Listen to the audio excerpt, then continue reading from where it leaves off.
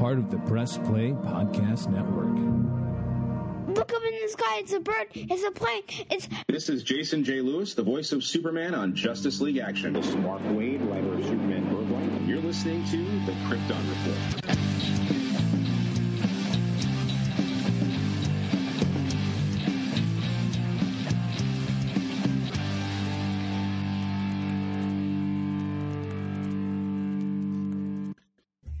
Shazam! That's right. The Krypton Report has now been taken over by Shazam. You know why? Because Shazam is now out on digital. That's right. This is me, Tyler, the Superman of Blue, the Man of Tomorrow, with my homeboy, James, the Superman of Red, the Man of Steel. What's up, bro? What's up? How's it going? My kids have decided to adopt all the lingo, all the slang lingo that I hear from my teenagers every day at work. Oh, Lord. And I've been called, bruh, dude, like all this. I'm like, what do you guys are driving me crazy. I'm so glad their spring break's over. No, my kids aren't allowed to call me that.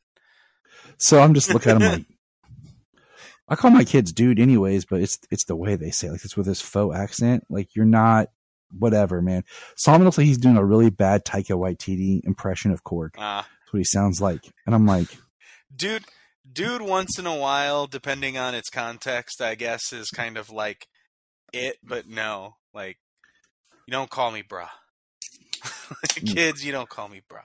Like when they crack open my Mandarin orange, but you don't call me that. Like, right. I put my foot down on you kids.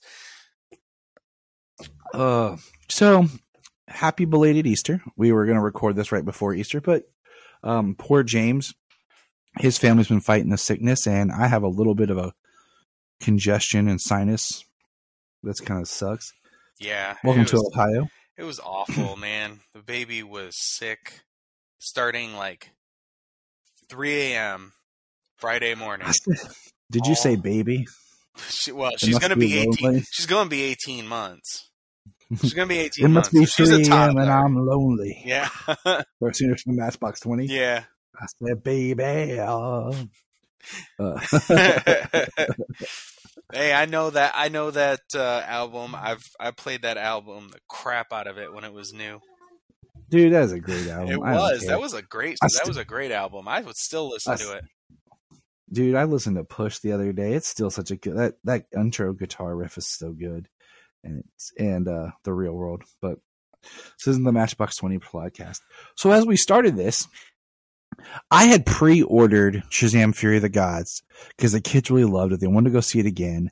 I just don't have the time to go to the theater again. It's just much cheaper to just buy it on digital and let them watch it than trying to get back to the theater. And it was supposed to come out like at the 18th of this month, but then they bumped it to last Friday the 7th, and all of a sudden I get this alert. It's like, your pre-order is ready. Boom, there it is.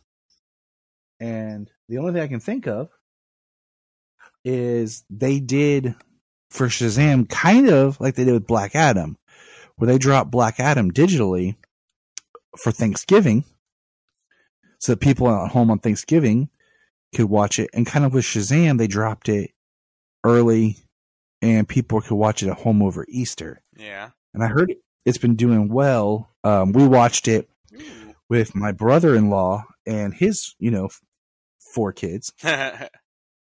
So they loved it because they hadn't seen it. They hadn't had a chance to go. So, that made it worth owning right there just to watch with the family. Yeah, see, and that's the thing, getting a chance to go. You know what I mean? I'm betting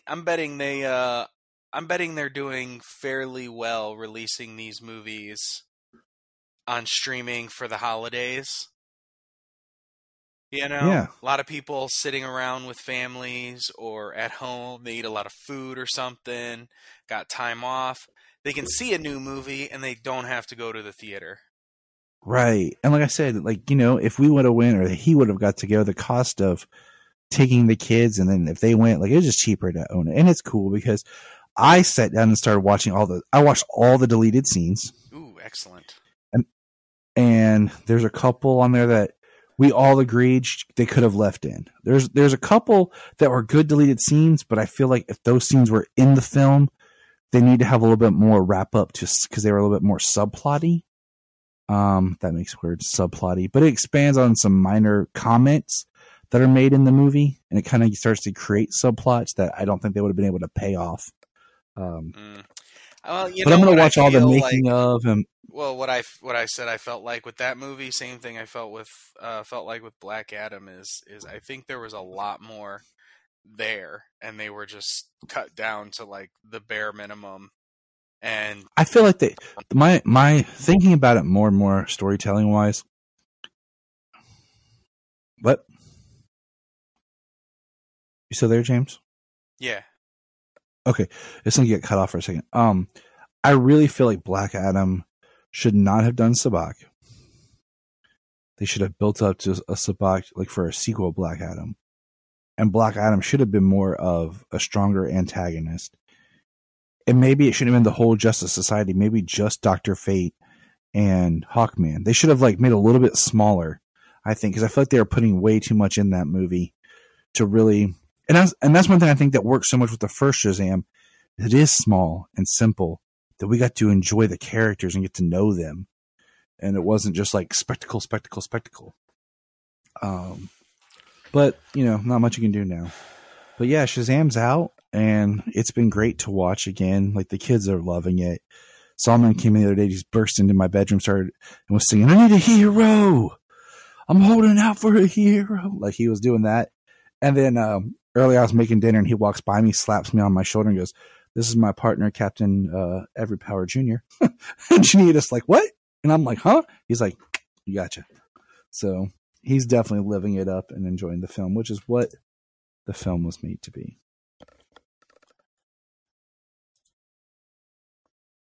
So, all right, can you hear me? All right.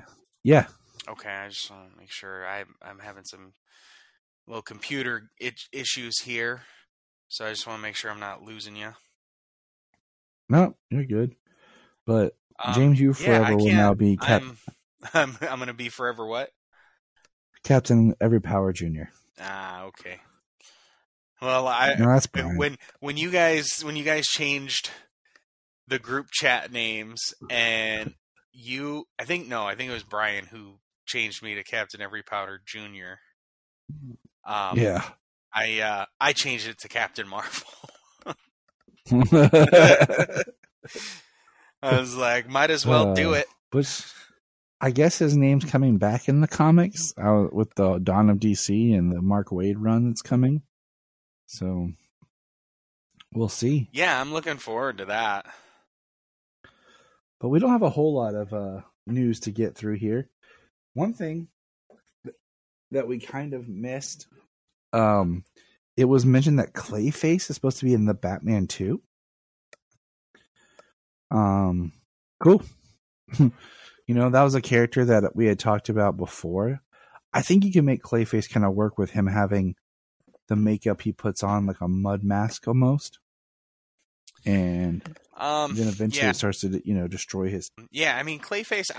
I know there's a number of Clayfaces that they could choose from. I mean, he ranges from a guy who's almost like a master of disguise to like, a Gotham guy who can mold his face to a gigantic clay monster from the comics and cartoons who can just like generate giant weaponry and all that type of stuff. And I mean, from what it appears, like that's not that certainly is not the world that the Reeves Batman universe seems to take place in. But just having some sort of makeup like product to put on, I think could really work. I think I don't know, something about it. I feel like it could work. Well, so the thing that I did appreciate about the Batman is there was a bit of like super science in the movie, but they didn't feel the need to explain it. Yeah. It was just there. It just existed, which I feel is kind of what you need to do when it comes to Batman. Like, yeah, he's a grounded character, but he's in a world that's not. If Matt Reeves really wanted to impress me, he would do the Phantasm.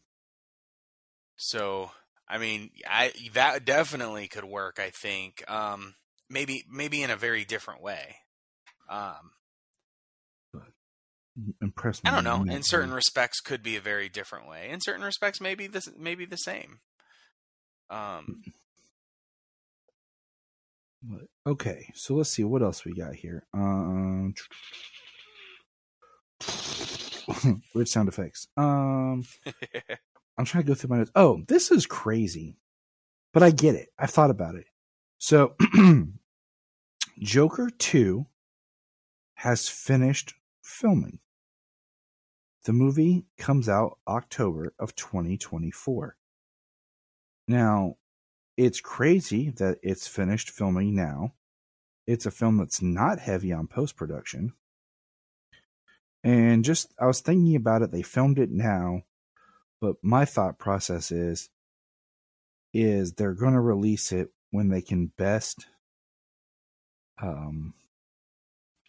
make a profit. You know, like they're strategically placing it so that they have things at each quarter that's going to be a profit.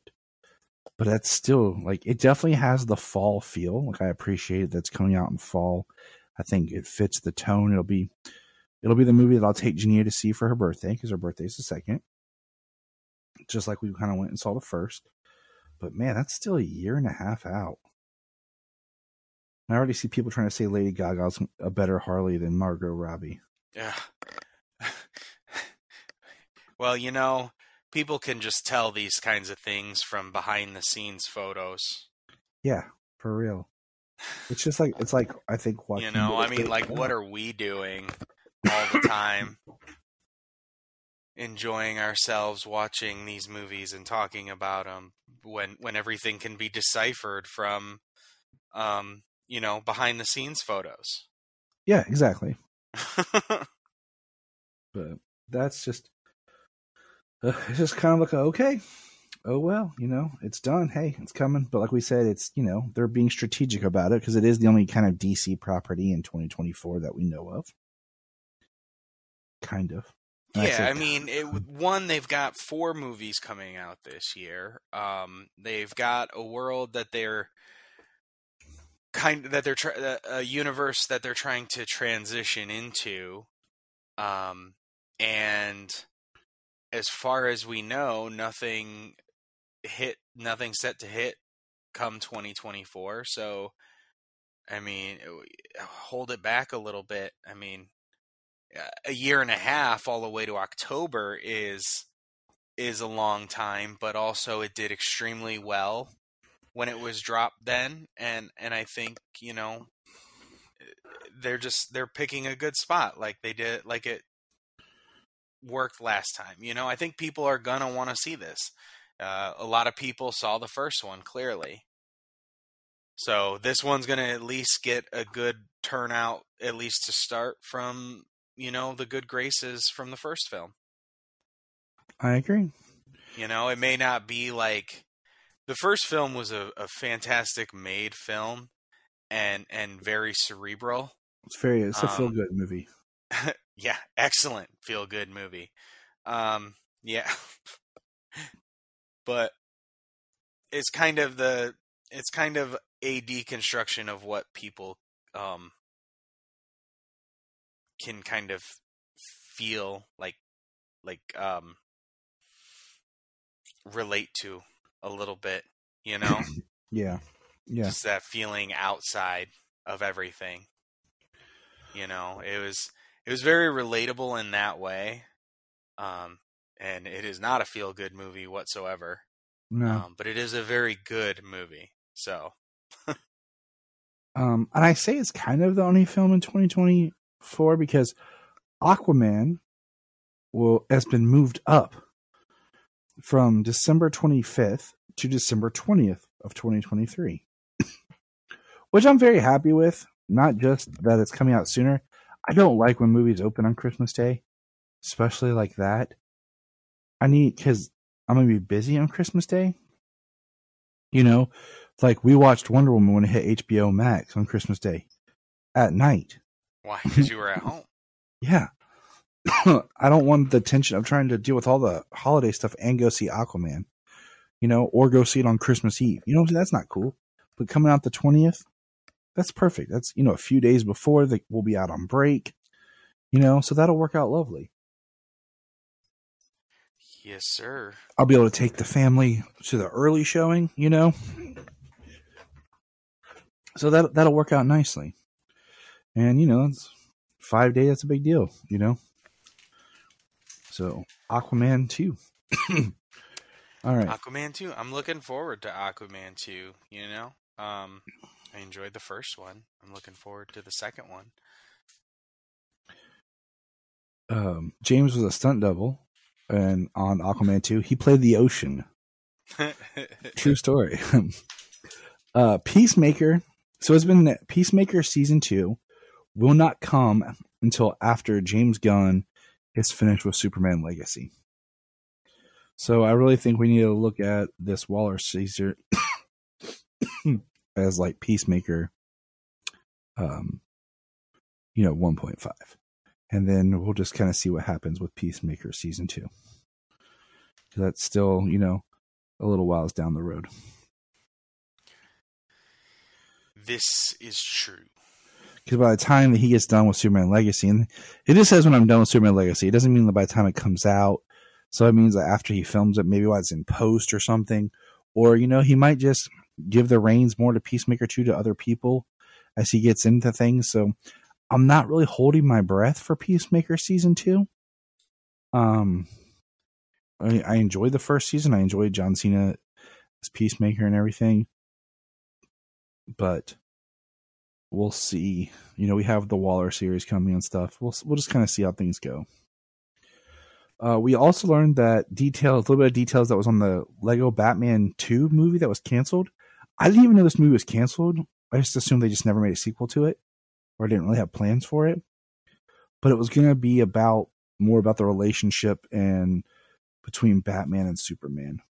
So, and as most people know, I'm not really a big fan of the Lego Batman movie. Sorry. I loved the Lego Batman movie, so that probably would have been hysterical because hopefully they would have got Channing Tatum back for Superman like he was in Lego Batman. And he would have had that, and that would have been I don't know. That would have been something else. He only had a little bit in Lego Batman, but if he had a good chunk of a movie. Yeah. And the last news bit that we have is we got a 16-second clip tease of My Adventures with Superman. James, what did you think of the new Superman cartoon we're getting? Very anime. Looked really good. I like the animation style. There wasn't a whole lot else to, pull out of it. Yeah. Like you said, 16 seconds. It was some clips and a couple of character look ats. So it was mostly, honestly, the most you could get from it is mostly the animation. So it reminds me of the Spider-Man series, the recent Spider-Man cartoon that's on Disney Plus, where I can't remember if it's called like Marvel Spider-Man or something. With it's where Peter's there with Miles and they're both teenagers and they go to Horizon High. I've never seen this one. Check it out on Disney Plus, watch an episode. That's what the animation reminds me of. I'm betting Titus and the other boys have seen it. We've watched a couple episodes of it.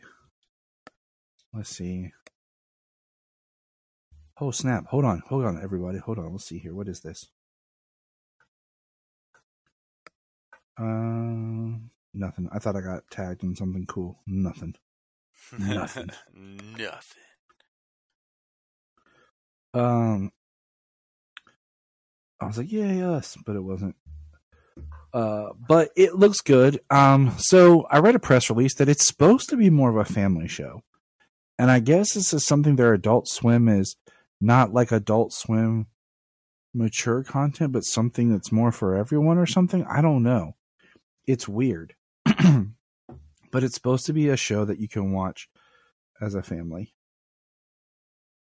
So I'm curious about it. What do you think about the S symbol? I don't like it. I'll be honest. I don't like it. You know what? Do you have a picture of it? Do I have a picture of it? Yep. I ask because I'm fairly certain you have one you could send me pretty quick. There it is. It's a little too blocky. Like, it's if it's the same kind of S that's in the logo of the title card, but it's just a little bit more. It kind of reminds me of like a Kingdom Come style, where it's not a really protruding, more S shaped. And I know it's not supposed to be an S, but at the same time, it's supposed to wink be an S at the same time. Yeah, it's it's supposed to, like you said, wink. It seems like maybe this isn't like the image you would pick to put in your first spot if it was like lacking.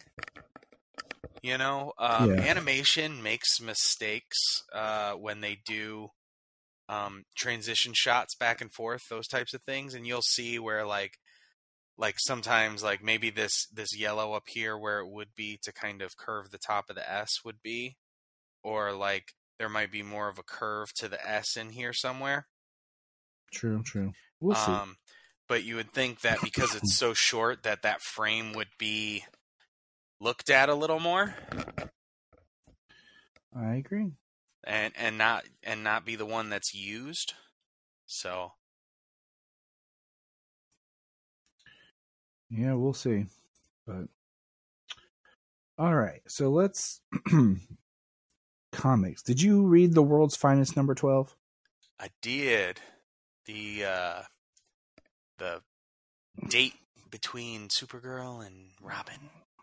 It was fun. It was like a refresher having, ended the big Devil Neza arc and everything, and this was just kind of this flashback where it's focusing on the first time that Robin goes on a date with Supergirl and how he shows up as Robin because they hadn't really met as their secret identities, and she's kind of like, oh, and he like left his money, he was going to pay for it, like everything that could go wrong on this date went wrong.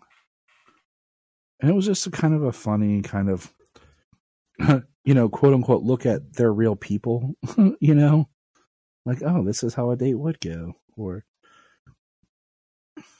when you're with Supergirl. So I enjoyed it. Yeah, I'm looking at the teaser trailer real quick. Yeah, the S is a little blocky. It even has it as like the S on the name. But it's definitely a unique slant to it, Mm-hmm. In certain shots it looks okay, and that one shot you sent me, it doesn't look that good.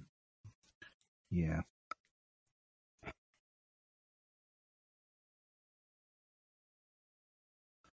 All right, so the big comic book for this week, John Kent, Superman number 2. You got that pulled up? Yeah, I was. So are you done with number 12 then? Yeah. Okay. Yes, I do have John Kent pulled up. All right. So, first thing, like I said with these, I do notice the paper, like we were talking about before, it's feeling more newspapery. But the book starts with, John back in the volcano. And I'll let you lead this one. You go ahead. I don't want to cough. So you go. I'm guessing that it's supposed to be maybe 5 years. Or it just says years. He kept me imprisoned in a volcano. We've got John imprisoned in the volcano by Ultraman. And then we come back to the Fortress of Solitude now. Jay and Lois are discussing how they kind of deal with Superman saving the day. Lois discussing her very unhealthy habit of working to exhaustion on a story, trying to do her own right, setting wrong things right. And we got Lois. Red Tornado is using Mr. Terrific's quantum tunnel technology to search the multiverse, and they're looking for Ultraman because he's killing Superman, he's killing Clarks all over the multiverse. And the only problem being able to locate him is when he jumps, and when he jumps is after he's killed someone. So they know that when they locate him, he will have killed another Clark Kent, another Superman. John breaks the Phantom Zone projector out of his dad's vault. So Ultraman jumps and they have to leave. He says goodbyes to Lois. Lois sends a message off with him. He says goodbye to Jay. And I like this. Jay makes him promise to come home because Lois says, make him promise to come home because Superman never breaks a promise. So John says, I promise. Val, John, and Red Tornado enter another Earth. They're looking for Ultraman. They're discussing other John Kents around the multiverse, and they do talk about John Kent from the Deceased universe. Yeah. Which I thought was pretty cool. Got nod from Tom Taylor. Referencing. What's that? Referencing himself. Referencing himself. Well, I mean, he's pulling in all of his characters in this run. It's kind of why I love it. You know, it's very referential to so many things, all going all the way back to the New 52. Yeah. You know? And it references things he's written and some things he hasn't. Like the age up of John being held in the volcano. But they're searching for Ultraman. Red Tornado locates him, and he blasts through Red Tornado, blows her into pieces. And Val Zod goes to rescue her, and says Ultraman, and him and John get into a big fight. He knocks John out of the sky. He picks up the Phantom Zone projector, and he uses it on Val Zod and Red Tornado, sending them to the Phantom Zone. Mm-hmm. So I'm guessing the Phantom Zone is one place, doesn't matter what multiverse you're in. That makes sense. Right? It's interesting. It's supposed to be outside of space and time. It's supposed to be its own dimension. So you could access it from anywhere, right? Yeah. Yeah. Works. He says, John, don't let him win. John, are you my John? He says, I was never your John. Hits him with a nice heat vision blast. That's like fire vision. Yeah. Enough to cause burns on his body, singe his clothes, wreck his clothes pretty good. He says, but I won't be using this again, and you're still holding back because you have the same weakness as your father, compassion. You'll never be able to defeat me if you're not prepared to kill. He says, you're wrong. He says, what are you going to do about it? I feel it raging inside me. Feel it taking hold, something I've been holding back, and I finally let it out. And John is changing into his electric John, his electric Superman. It's like the electric slide. Yeah. And he freaking wrecks Ultraman. He says, you think compassion is a weakness? I can't think of anything weaker than only caring for yourself. Practically invulnerable and still ruled by fear. All that power and absolutely no strength. And as quickly as the power came, it fades away, and it takes John with him. He used up all the energy he had. Ultraman kind of recovering from his hit. He says, that is the hardest I've ever been hit by anyone, and I pissed off a lot of powerful people in a lot of dimensions. Says he's not going to kill him, but take him back to the volcano so he can keep him and play with him. He says, but I'm certainly taking this personally. I usually don't bother with the louses, but I'll make an exception on your world. I'll make sure your Lois suffers. And you got a whoosh, no you won't. And Injustice Superman snapping Ultraman's neck. Yeah. Yeah. I thought Ultraman was going to be more of a big bad. Dude, that was the thing. I was like, wait a minute. So the whole promise of this Val Zod John Kent story, getting the chance to face down his captor, is over. I know, right? Like, in issue 2. Yeah, I know. I was not expecting that. I was expecting at least, them to fight, then they get away, and, standard kind of like we come back to fight him again. But nope, Injustice Superman showed up, or they're on the Injustice world or something. I think they're on the Injustice world.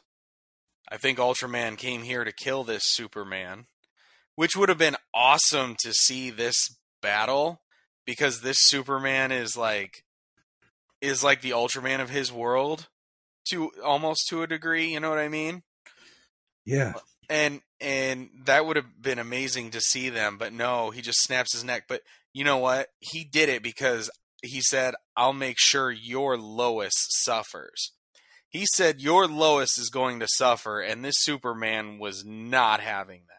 No, everything this Superman has done was because he was made to kill his Lois. And he says, you have your mother's eyes. And that's the last page.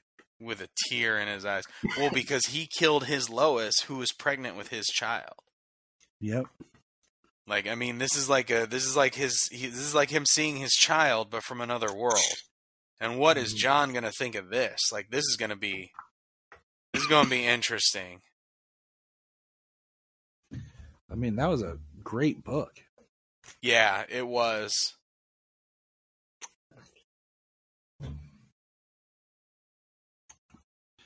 I'm so surprised though. I'm still so surprised that Ultraman's already dead. I know, it was like a big build up, like he's gonna go after Ultraman.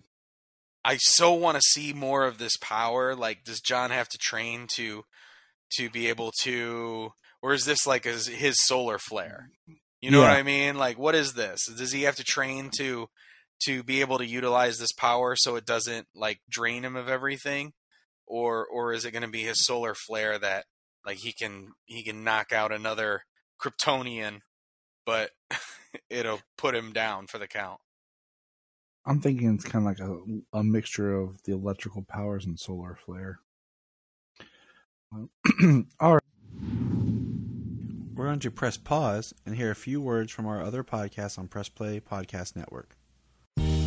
Hello, Brooks here with the Books with Brooks monthly book club podcast. Here's how Books with Brooks works. We read one book a month, and then we talk about it. Classics like Stephen King's The Shining, debut novels like We Are the Brennans by Tracy Lang, and tons of other compelling, life-changing stories, one book and 1 month at a time. So come read along with us, and then listen in.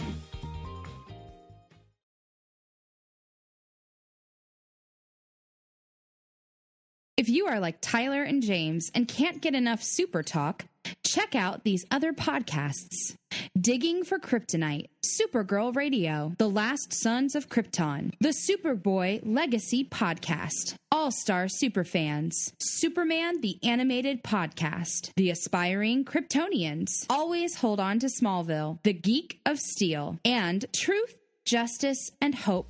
Before we start this episode of Krypton Report, I want to take a moment and just give a shout out here to our Patreon. I know what you're thinking. Gosh, everyone's asking for money, and I get it. But our Patreon is only $1. $1 a month that helps us keep the podcast going. And what we do is we try to find interesting shows and topics and whatever we want to talk about. We've done, as of this little thing, our last recordings were on the Scream series. Brian and Tyler, that's me, do our own show where we record in the car, and it's kind of funny. And we talk about pop culture or whatever is going on. We also have the Supernatural podcast we've been reworking. It's taken on some time just because of life. But we do movie commentaries as well. It's something that James and I have done, what we used to do on the main show that we've started doing here.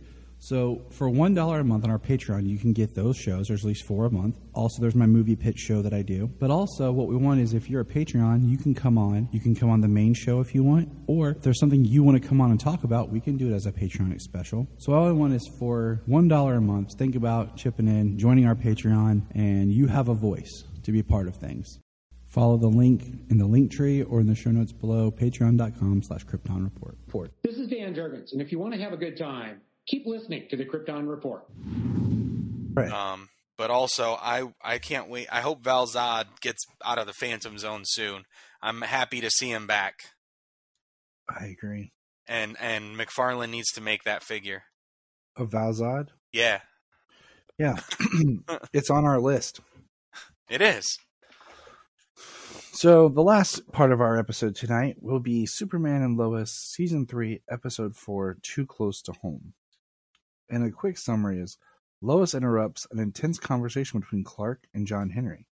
Kyle tries to run interference between Sarah and Lana, and Jonathan has a heated discussion with Candace's dad.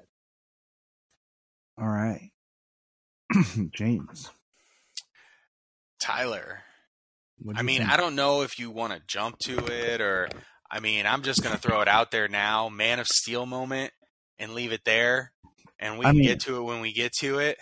It's just, you know, it's just. It had Jamie jumping in my chair, man. Let's just get to it.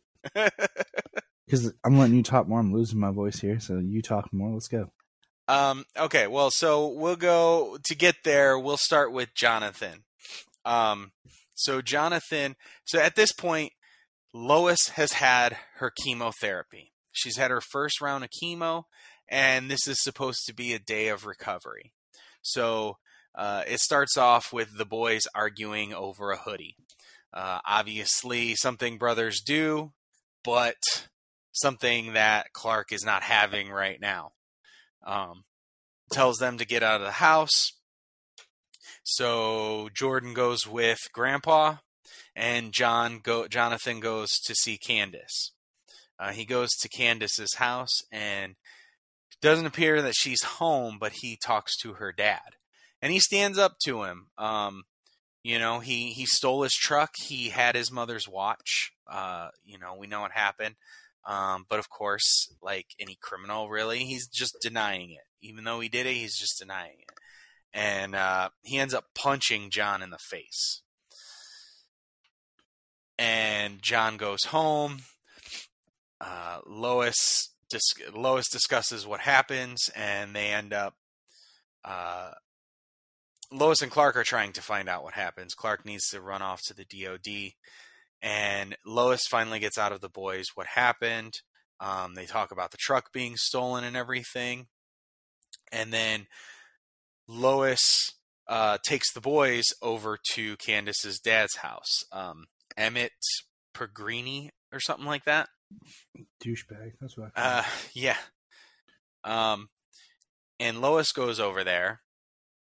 And he starts threatening Lois, and he threatens her with a gun. She stands up to him, but they leave. And she gets dizzy. She falls down. The boys are really, you know, there to comfort for her mom. Clark finally comes back, and Clark talks to them, and they find out that he's the one who punched Jonathan. He stole the truck, and he threatened Lois with a gun.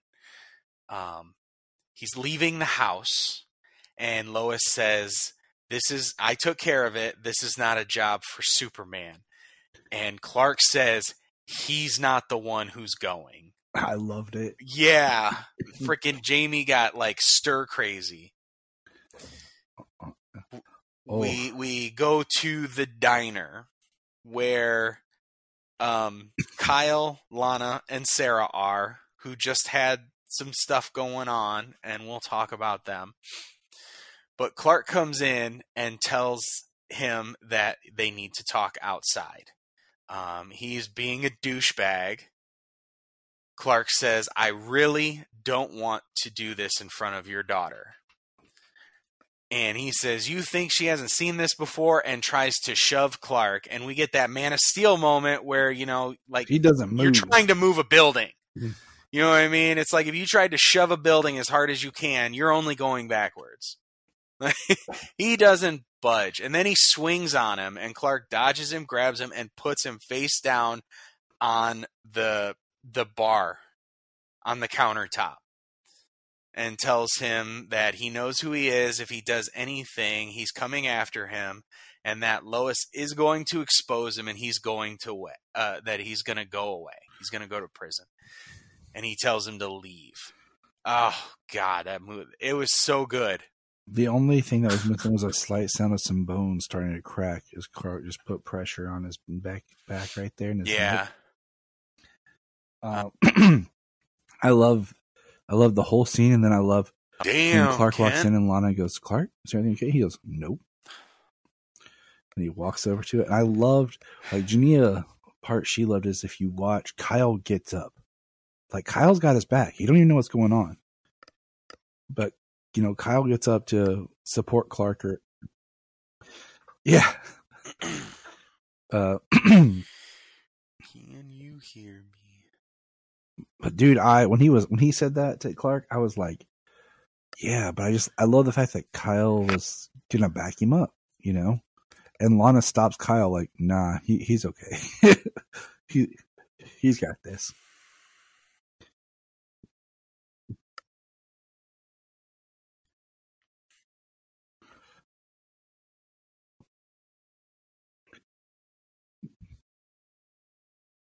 Yeah, they could have been.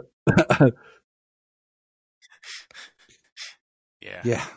I think out of the three scenes that people are comparing, to everyone, you know, the sorry scene for here, ruining your dinner, the scene from Superman 2, and the Jamie Man of Steel just scene. like, you know what? Everybody was just I think like, this is my favorite. It's cool. Man of like, Steel is none of us, second. nobody and liked Superman him 2 is anyways. The Superman 2 is like, we've all been wishing he would go somewhere. If I remember, my cuts kind of get blurred a little bit when I think about certain things. Doesn't he go back to the diner after he spun the Earth backwards?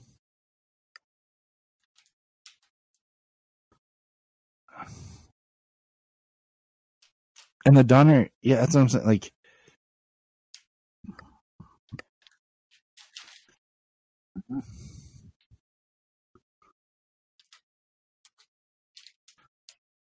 yeah, because in the Lester cut, you don't have the world spinning backwards. You know what? In the Donner cut, I'm not sure.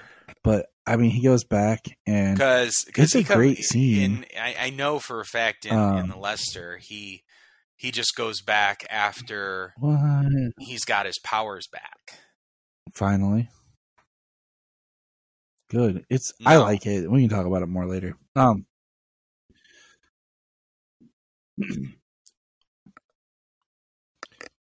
I actually have to watch the Donner cut. I've never seen it myself. But I bought that Blu-ray set. You gotta remember the one thing about the Donner cut is when it starts, it's starting with the end of the first Superman movie. I've wanted to see it because forever. The first Superman, it's starting where and I know it's got he would have ended the first Superman movie. So the first part of it is technically the end of Superman 1 before his Superman 2 chemistry tests starts. And stuff.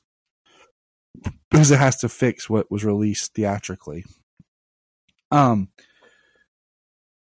But I just, he's like, oh, sorry about the damages, and he's like, oh, I've been working out. Like, that's cool. But, that's also, I'd never really liked Margot Kidder and his relationship with him as Lois. I felt like she was just using him. But whatever. That's another conversation. But here, it's Clark standing up. And, in Man of Steel, it's a great moment because he's holding back, and he's angry. He's upset the way the guy's treating him, dumping the beer on him, which is great. But here, he's got that father rage. Like he hit his son.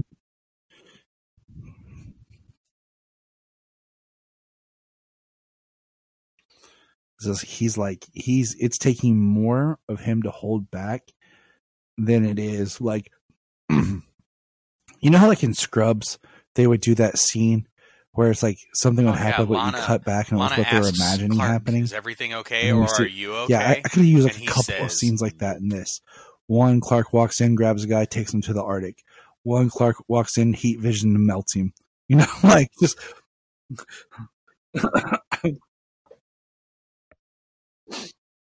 One Clark walks in, just rips both his arms off, and just stands there and lets him just bleed out. Like, like, you like that? How about this, sir? You hit me, then I get to hit you. Yeah, incinerates him like into ash right in front of everybody. Like, he was shaking, holding back. Like, I almost wish that we would have had like that kind of scene, you know, like in Man of Steel when he's the kid and he gets he's holding back when they're hitting him and he bends the fence where he's holding onto it so tight. Yeah. But oh man, that was a scene that just makes you proud. Makes you proud.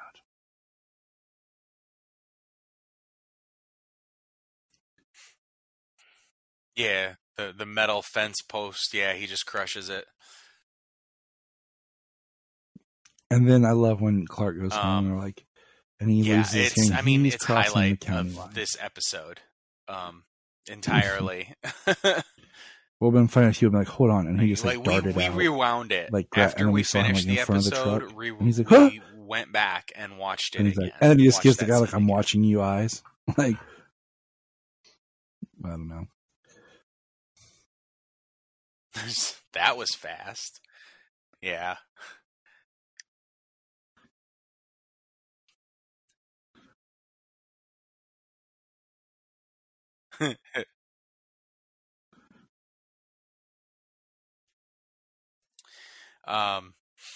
Yeah, so fantastic part of the episode. Jordan, let's jump back into Jordan. He because he got caught on a satellite. He doesn't have as much going on in this episode. He goes off with his grandpa to go fishing, and he's been training with grandpa, and he says that he needs a haircut.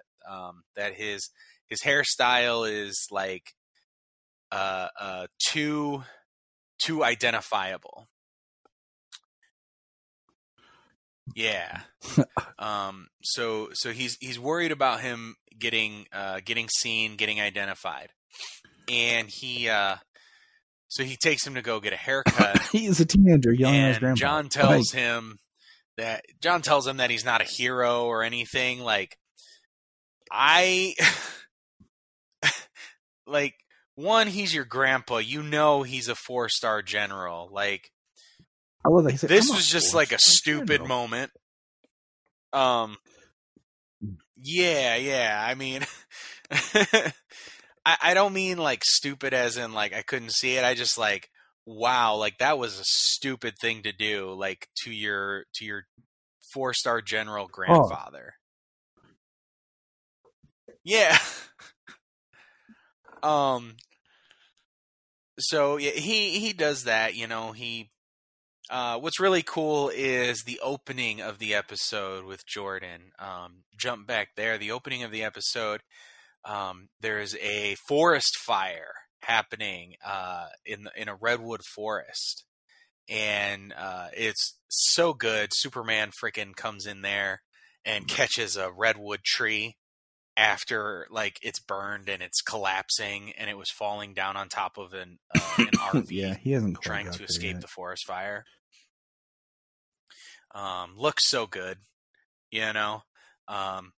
Jordan like blowing himself around trying to put out some fire, and he's really bad at landing. Yeah. Clark leaves to go see what's going on with Lois and leaves Jordan to the fire. He says he can handle it, gives him instructions on how to do that. Start on the perimeter, work his way in, which makes sense. So yeah, that's the most what he does, he's involved in the talk with Jordan. He goes with or he's involved in the talk with Jonathan. goes with Lois out to the Candace's dad's place. Yeah, exactly. And then he gets a good talking to by mom and dad. You know, I like the way they parent, and she's like, and Superman is like, or Clark, sorry. Sometimes you just say it back and forth. It's interchangeable. Clark is like, you don't speak to adults that way. Yeah. Which is true. You know what I mean? Like, you need to respect your elders, and they know more than... It's okay. just by sheer experience alone. And I think we all learn that as we get older ourselves. and why we badmouth our parents. We have the subplot, and I'll just jump to this to get it over with, is with Lana, Kyle, right, and Sarah. You just hope your kids are better than you. Your mama hit you, and he's all upset. He doesn't ever ask Sarah why she's staying as a partner. Like, why did she hit you? So then he goes to Lana, and he's talking to her, confronting her, and then of course Lana's like, "Yeah." And then we find out, Kyle finds out that what Sarah said, and that pisses Kyle off. And he goes back and, confronts Sarah about how when Sarah tried to commit suicide, she says that she was just telling her she was being pushy the whole time, trying to save her life when she found her. And she smacked her. Him cheating on her mom was basically it's none of her business. And she had no right to say anything with that.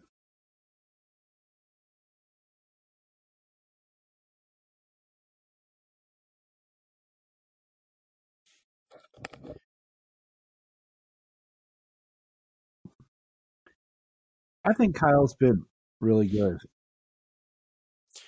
No, I hate that they made Kyle cheat, but I feel like it wasn't they've done a good job of manipulation or anything on Kyle's part, in my opinion. In this moment, I think Kyle was actually written very well. Growth, he's already the alcoholic. In this episode, I enjoyed everything that happened with them this episode. I guess.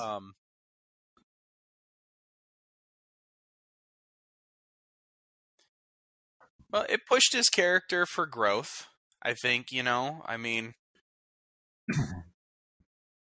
well, yeah, he's got no place to go but up, right? I guess. So he's been doing well this season, and I like the way he took care of and handled things this episode. He was mad at Lana for doing that, and then he was mad at her for it.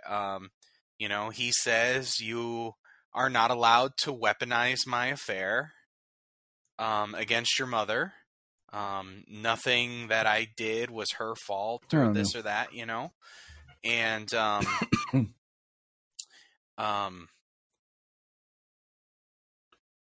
and then he says you can't do that, and then why did I lose my train of thought?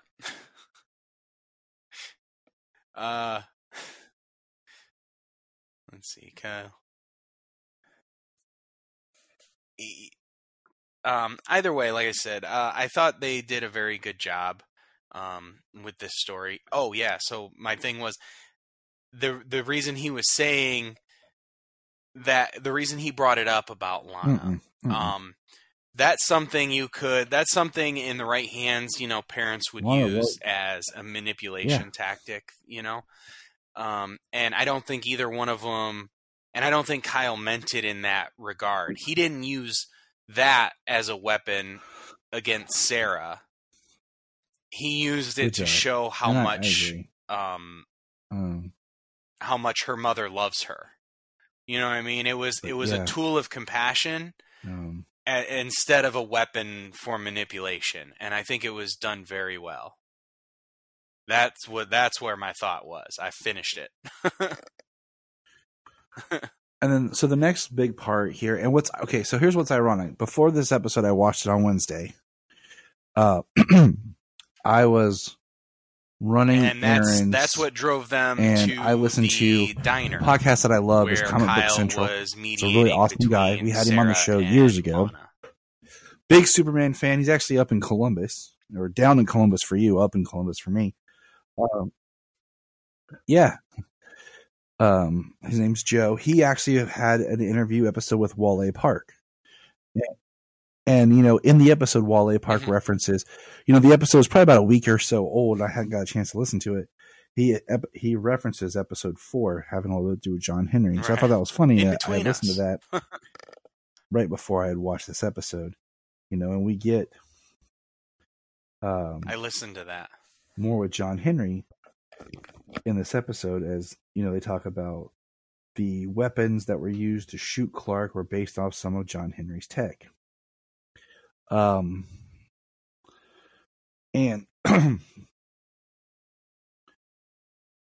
we kind of hold that thought. We kind of missed the Jordan part where eventually at the end we were going character. Grandpa decides that Jordan doesn't have to get a haircut, but he has like goggles and a helmet to help conceal it. And it kind of looks like it's referencing the comic book Superman American Alien, American Alien, where he's got the black shirt and the helmet and goggles. That was also briefly used in the Man of Tomorrow film. So, yeah, I wanted to talk about this. Yeah.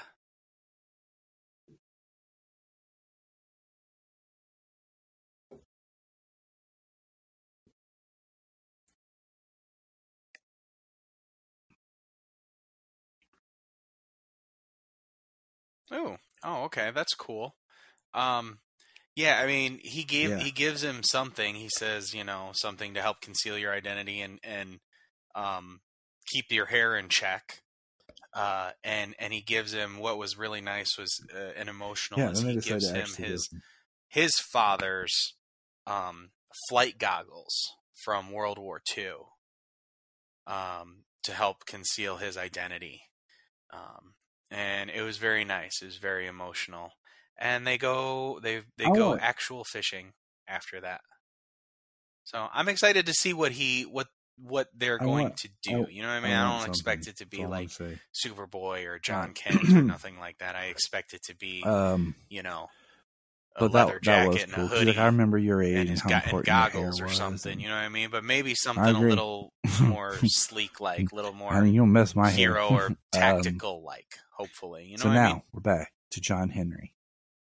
John Henry finds that the tech that was in those things that shot Clark are similar to what he built on the thrusters on his back. So John Henry goes and meets his sister of this earth. And I love that first thing he says to her is, "I'm not your brother, I'm not your brother." And we have a really emotional moment later where, he's confronted by Bruno Mannheim and they threaten her. And I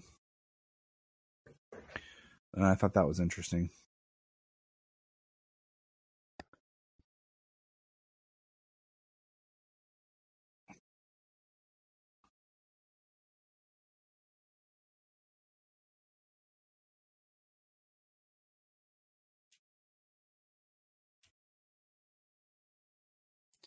They threaten her by placing her in a van with a bomb. Oh, I still think she is. I was thinking, now I'm not 100% sure, because obviously it could be a misdirect. I was thinking that maybe this is a sign that she is not, as we're still calling it, automatopoeia.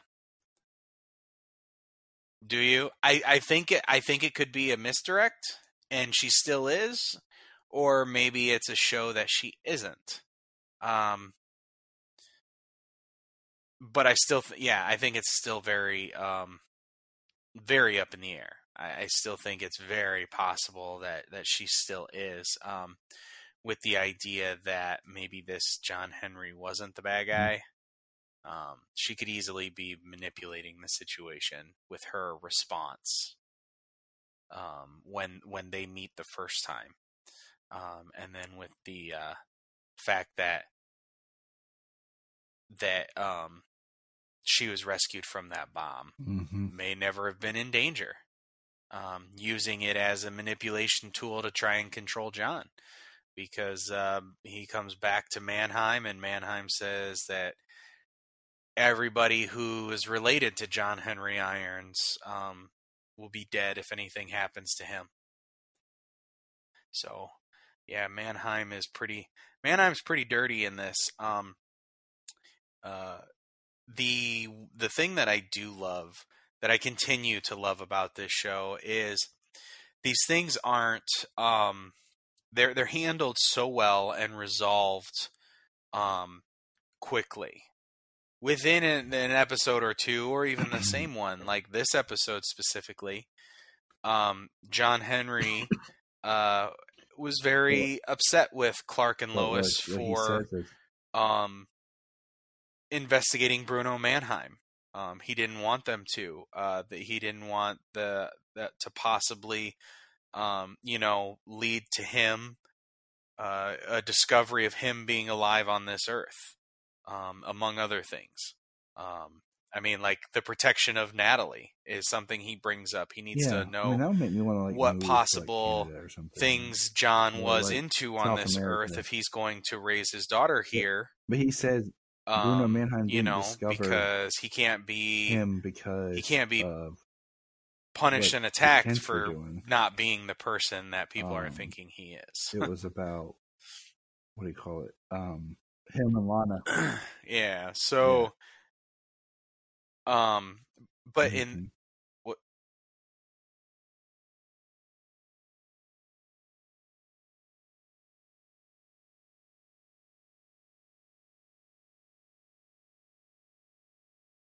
It was because he was helping Lana. That's how they found out about him. And that's what I mean. Like they go right into that. You know what I mean? In another show, they'd have spent 2 more episodes not speaking to each other until they said, I love, as you can tell, the writing is going well. And I want to give more credit to Todd Helbing, the showrunner and head writer. It was actually me. He was like the head writing on The Flash. I know, especially during the early seasons, back when it was really good, and you could tell, before it got as melodramatic as it became. And I think it's just having a tight story. I listened to him on a podcast, Den of Geek, their DC podcast, had him on there talking about things, and he just knows what he wants to do when he creates his show and the drama and what he wants to bring, and it feels more realistic because they get things accomplished and move on. They don't dwell on it for days and days and stuff. So I really like this episode. I think it's probably one of the best just because the diner scene is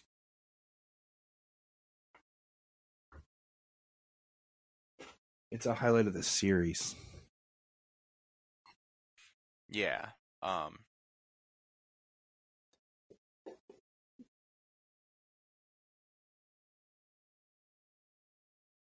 Oh yeah.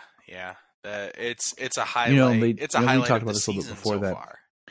It was supposed to be 15 episodes. There you go. It's a highlight of the series. And I'm wondering when they did, they just distribute that budget. And we've had some good highlights of Superman action set in this series, scenes, and a few of Clark, but this was definitely the best so far. There doesn't seem like there's been anything that looks really cheap.